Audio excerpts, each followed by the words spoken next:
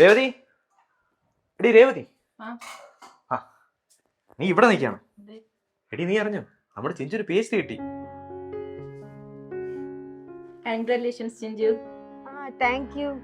നമ്മുടെ കുടുംബത്തിലെ ആദ്യമായിട്ട് ഒരാൾക്ക് PhD കിട്ടുന്നത്. ഇത് എന്തായാലും നമുക്കൊന്ന് ആഘോഷിക്കണം. അതൊക്കെ ശരിയാക്കാം. ഞാൻ ആദ്യം അങ്ങോട്ട് വരട്ടെ. എന്തൊക്കെയുണ്ട് അവിടുത്തെ വിശേഷം? ഇവിടെ എന്ത് വിശേഷമാടി, നീ വന്നിട്ട് വേണം ഒന്ന് ആഘോഷിക്കാൻ. സ്വന്തമായിട്ട് എന്തായാലും പറ്റില്ലല്ലോ, അല്ലെങ്കിൽ അതിന്റെ പാർട്ടെങ്കിലും ആഘോഷിക്കായിരുന്നു.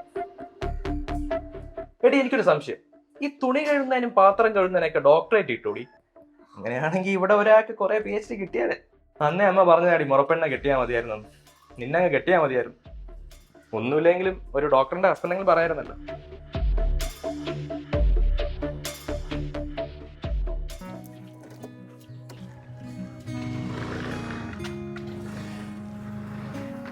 നിങ്ങളിത് ഇത്ര പെട്ടെന്ന് എത്തിയോ? എന്റെ പൊന്നമ്മേ, ഇനി ഇവിടെ കൊണ്ട് ഡ്രൈവിങ്ങിന് പോകാൻ അമ്മ എന്നോട് പറയും. തലയും കുത്തിയാ വീണേ, അപ്പോഴേക്ക് ഞാൻ മതിയാക്കി പോകും. ഒന്നറിയാതെ പാളിപ്പോയനെ അമ്മ ഈ കിടന്ന് പറയുന്നേ.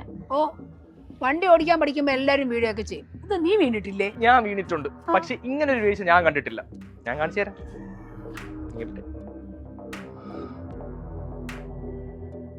ഞാൻ ഫാമിലി ഗ്രൂപ്പ് ഇട്ടു, അവിടെ ഹിറ്റായി ഓടത്തുണ്ട്.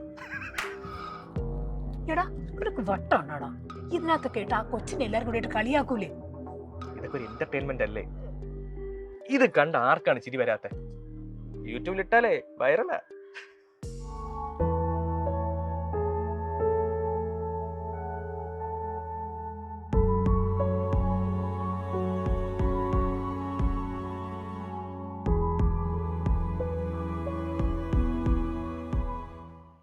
രേവതി, നീ ഇവിടെ ഇരിക്കണോ?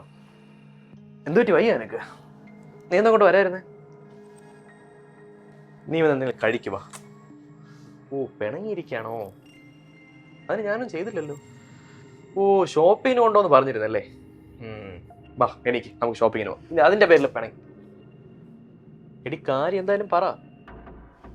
ചേട്ടാ, നിങ്ങൾ എന്നെ എത്ര വേണോ കളിയാക്കിക്കോ, കുറ്റപ്പെടുത്തിക്കോ, എനിക്ക് കുഴപ്പമില്ല. പക്ഷെ നമ്മളുടെ മാത്രമുള്ളപ്പോ എന്തിനാണ് മറ്റുള്ളവരുടെ മുമ്പിൽ എന്നൊരു കോമഡി പീസ് ആക്കുന്നേ? നിങ്ങളുടെ അടുത്ത് 1000 വട്ടം ഞാൻ പറഞ്ഞിട്ടുണ്ട്. ഇപ്പോഴും നിങ്ങൾക്ക് ഇതൊരു പ്രശ്നമായിട്ട് തോന്നിയിട്ടില്ല അല്ലേ? എടി, ഞാൻ വെറുതെ അതൊരു ഓളത്തിന് ചെയ്യുന്നല്ലേ. ഓളത്തിന് പറയാൻ ഈ നാട്ടിൽ എന്തെല്ലാം കാര്യമുണ്ട്. ഭാര്യയുടെ കുറ്റം കുറവ് മാത്രമാണ് ഈ ഓളത്തിന് പറയാനുള്ളത്. നീ ഒച്ച എടുക്കല്ലേ, ആരെങ്കിലും കേൾക്കും. സോറി സോറി, ഇനി അങ്ങനെ ഉണ്ടാവില്ല. ഇതെന്റെ ലാസ്റ്റ് പ്രോമിസ്. എപ്പോഴും ഇത് തന്നെയല്ലേ പറയുന്നേ? ഇത് എപ്പോഴത്തെ പോലെയല്ല, ഗോഡ് പ്രോമിസ്. ഇനി എങ്ങനെ ഉണ്ടാകും? അതെന്ത് പരിപാടി? ഓഫീസിൽ പോകുന്നുണ്ടോ അതോ വഴിതുപോലെ കറക്കാണോ? ഇല്ലെങ്കിൽ തന്നെ ഇവ എപ്പോഴും ഓഫീസിൽ പോയിട്ടുള്ളൂ. ഇവിടെ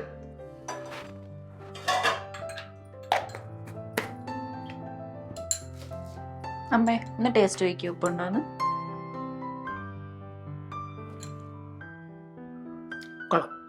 എന്തേ? ഇവിടെ എല്ലാം റെഡിയാണ്. നീ അവരൊക്കെ കഴിക്കാതിരിക്കാൻ പറ. ഈ സാഹസം എന്നോട് അമ്മ കാണിക്കുമെന്ന് ഞാൻ ഒട്ടും കരുതി. എന്തോന്ന്? പാചകം അമ്മ ചെയ്യുന്ന ഞാൻ കരുതിയേ, ഇവള് ചെയ്യുന്ന ഞാൻ കരുതി. ഇനി ഇത് കഴിച്ച് നാളെ അവർക്ക് ഓഫീസിൽ പോകാൻ പറ്റുമെന്ന് എന്റെ പേടി. നീ പോയി അവിടുത്തെ കാര്യങ്ങൾ നോക്ക്. ശരി ശരി. വാ മോളെ, നമുക്ക് അവർക്ക് ഫുഡ് കൊടുക്കാം.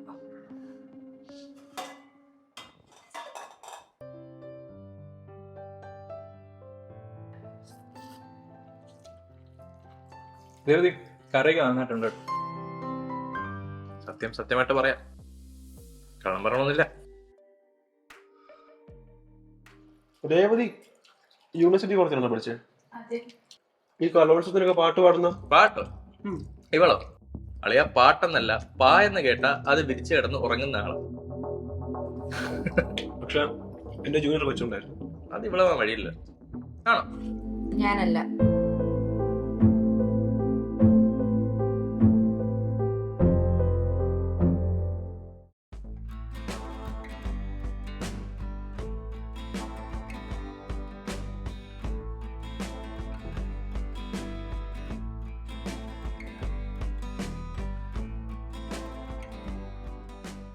ചേച്ചി, ചേട്ടാ, ഇവിടെ ആരുമില്ലേ?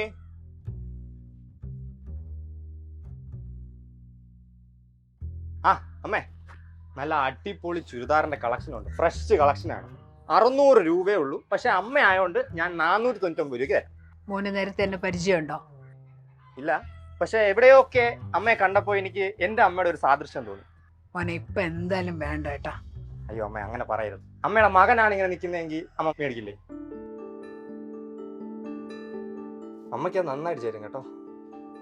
മതി മതി, ഇതെന്റെ മോക്ക. മോളെ രേവതി, നീ ആ പേഴ്സിൽ നിന്ന് 500 രൂപ എടുത്തോണ്ട് വന്നേ.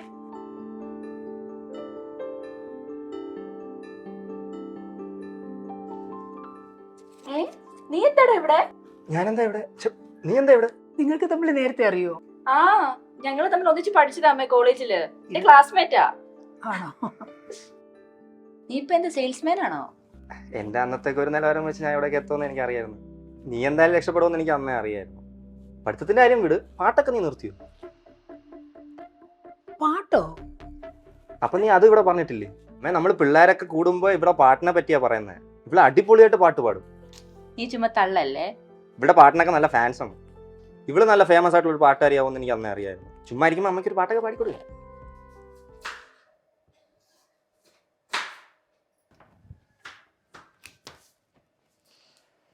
നീയേ മോളി പാട്ട് പാടുമ്പോ ഞാൻ എത്ര തവണ ഞാൻ നിന്നോട് ചോദിച്ചിട്ടുണ്ട്, നീ പാട്ട് പാടുമോ?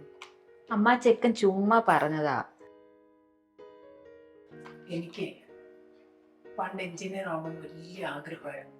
ഞാൻ എൻ്റെ അച്ഛൻ്റെ അടുത്ത് കരഞ്ഞു പറഞ്ഞിട്ടുണ്ട്. അപ്പൊ എൻ്റെ അച്ഛൻ പറയണ എന്താണെന്ന് അറിയാമോ? അടുക്കള ജോലി ചെയ്യാൻ പെണ്ണുങ്ങൾ പഠിക്കേണ്ടതായിരുന്നു. 20ാമത്തെ വയസ്സിൽ ഞാൻ അടുക്കളയിൽ കയറിയതാണ്. അന്ന് മുതൽ ഇതായി എൻ്റെ ലോകം. ആരും എൻ്റെ അടുത്ത് എൻ്റെ ഇഷ്ടമോ ആഗ്രഹമോ ചോദിച്ചിട്ടില്ല. മറ്റുള്ളവരുടെ ഇഷ്ടങ്ങളായിരുന്നു പിന്നെ എൻ്റെ ഇഷ്ടം. വിഷ്ണുവിൻ്റെ അച്ഛൻ്റെ അടുത്ത് ഞാൻ എനിക്ക് പഠിക്കണം എന്നുള്ള ആഗ്രഹം പറഞ്ഞിട്ടുണ്ട്. അന്നൊക്കെ അദ്ദേഹം കളിയാക്കും. വിഷ്ണുവിൻ്റെ അച്ഛൻ വിഷ്ണുവിനെ പോലെ തന്നെ. മറ്റുള്ളവരെ കളിയാക്കുമ്പോൾ അവർക്ക് എന്ത് വേദന ഉണ്ടാവുമെന്ന് അവർ ചിന്തിച്ചിട്ടേ ഇല്ല. പിന്നെ അതെനിക്കൊരു ശീലമായി. ഈ റോബോട്ടൊക്കെ പോലെ ഇല്ലേ, പറയുന്നതെല്ലാം കേട്ട് ചെയ്യുന്ന ഒരു യന്ത്രം. എന്നാലും അതിലും കുറ്റം കണ്ടുപിടിച്ച് കളിയാക്കാറുണ്ട്. ഈ സർക്കസിലേക്ക് കോമാളിയെ പോലെ സ്വയം കോമാളിയായി മറ്റുള്ളവരെ സന്തോഷിപ്പിക്കുക. എന്നെ പോലെ ആവരുത് നീ. പാടാനുള്ള കഴിവൊക്കെ ദൈവം തരുന്നതാണ്. അത് നീ കളയരുത്. ആർക്ക് വേണ്ടി? കളിയാക്കലുകളൊക്കെ പേടിച്ചിരുന്നാലേ നീ എന്നെ പോലെ ഇതുപോലെ ഇരിക്കേണ്ടി വരും. എനിക്ക് പുതിയൊരു ബാറ്റ് വാങ്ങിക്കണോടെ. ഈ ബാറ്റ് ഇപ്പം എൻ്റെത്, ഞാൻ തരത്തില്ല.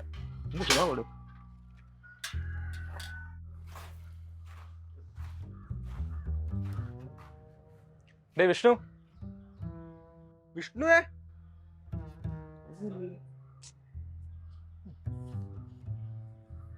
ലീവ് കിട്ടി അപ്പം ഇറങ്ങിക്കോണം കുറ്റിയും പറിച്ചോണ്ട്. എടാ ഞാൻ അറിഞ്ഞോണ്ടത്തോളം ചോദിക്കുക, നിനക്കൊന്നും വേറെ പണിയില്ല? പോയി വല്ല ന്യൂസ് ചാനലും കാണണ്ട, ലോരം കിട്ടട്ടെ. ഓ ശരി, നീ നമ്മളോട് വരണ്ട. എടാ നിന്റെ വീട്ടിൽ ഇത്രയും നല്ല കാര്യം നടന്നിട്ട് ഒരു വാക്ക് നീ നമ്മളോട് പറഞ്ഞു? എന്ത് കാര്യം? നീ വെറുതെ പൊട്ടം കളിക്കാതെ. എടാ കാര്യമായിട്ട് ചോദിക്കുക, എന്താ കാര്യം? എടാ നിന്റെ ഭാര്യക്ക് സ്റ്റാർ സിംഗറിൽ സെലക്ഷൻ കിട്ടിയ കാര്യം ഈ നാട് മൊത്തം പാട്ടാ, എന്നിട്ട് നീ അറിഞ്ഞില്ലേ? ഏത്? എൻ്റെ ഭാര്യ രേവതിയോ? അതൊന്ന് പോയടാ. പാട്ടുമായിട്ട് അവക്കൊരു പായത്തോടെ ഉറങ്ങുമായിരിക്കും, കുറെ കേട്ടിട്ടുണ്ട്. എടാ അപ്പൊ നിനക്കൊന്നും എന്നെ വിശ്വാസമില്ലേ? നീ പറയുന്നത് ഞങ്ങളല്ല, ഈ നാട്ടിൽ ആരും വിശ്വസിക്കാൻ പോകുന്നില്ല. നീ ആദ്യം പോയി യേശം വിഷയം വെച്ചു. അവ ലോകവിവരം മൊത്തം അറിഞ്ഞു, സ്വന്തം വീട്ടിലെ കാര്യം മാത്രം അറിഞ്ഞില്ല. ഇതൊക്കെ ഇവന്റെ ഒരു അഭിനയമാടാ. കാര്യം നമ്മൾ ട്രീറ്റ് വെച്ച് കുപ്പി എടുത്ത് തരണമല്ലോ. എടാ നീ തരണ്ട, നിങ്ങൾ അഭിനയിക്കാതെ ഇങ്ങനെ. വിഷ്ണു ഏട്ടൻ നിങ്ങൾക്കൊരു സർപ്രൈസ് ആയിരുന്നതാ അല്ലേട്ടാ? മോളെ രേവതി,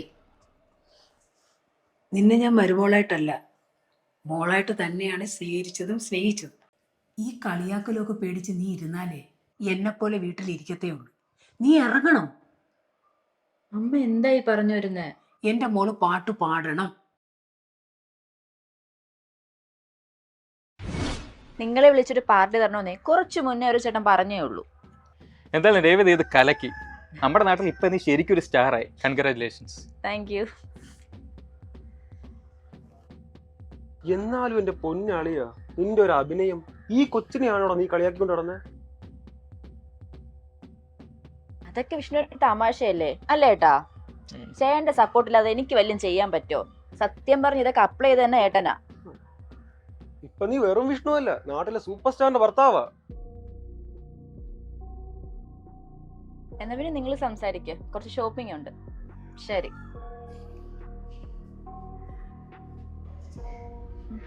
നമ്മളെ നോക്കി ചിരിക്കുന്നവരുടെ നടുവിലേ നിൽക്കുമ്പോ എങ്ങനെ ഉണ്ട്? അപ്പൊ നീ ഒരു കാര്യം ചെയ്യ്, ട്രീറ്റിന്റെ കാര്യമൊക്കെ നോക്കിയിട്ട് അങ്ങോട്ട് സെറ്റ് ചെയ്യ്. ഇവനല്ലേ ആള്, കിട്ടിയത് തന്നെ. നീ വന്നേ ഇങ്ങോട്ട്.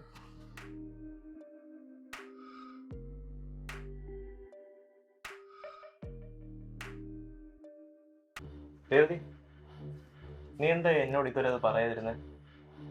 നീ പാട്ട് പാടുന്ന കാര്യം എനിക്കറിയില്ലായിരുന്നല്ലോ. പറഞ്ഞിട്ട് എന്തിനാ വിഷ്ണുട്ടാ? അതിനും കൂടി എന്നെ കളിയാക്കാനോ? രേവതി, ഞാൻ നിന്റെ ഭർത്താവാണ്. നിന്റെ ജീവിതത്തിൽ ഇത്രയും വലിയൊരു കാര്യം നടക്കുമ്പോൾ അത് നാട്ടുകാർ പറഞ്ഞിട്ടില്ല ഞാൻ അറിയേണ്ടത്.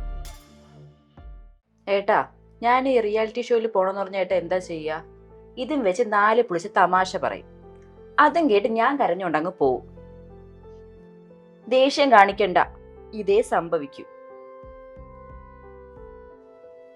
ഞാൻ നിങ്ങളോട് എന്തൊക്കെ പറഞ്ഞിട്ടുണ്ടോ അതൊക്കെ നിങ്ങൾ തമാശയായിട്ട് ഇതുവരെ എടുത്തിട്ടുള്ളൂ. എനിക്ക് പേടിയാ. വിഷ്ണുവിന്റെ ഓരോ തമാശകളും എനിക്ക് പേടിയാ.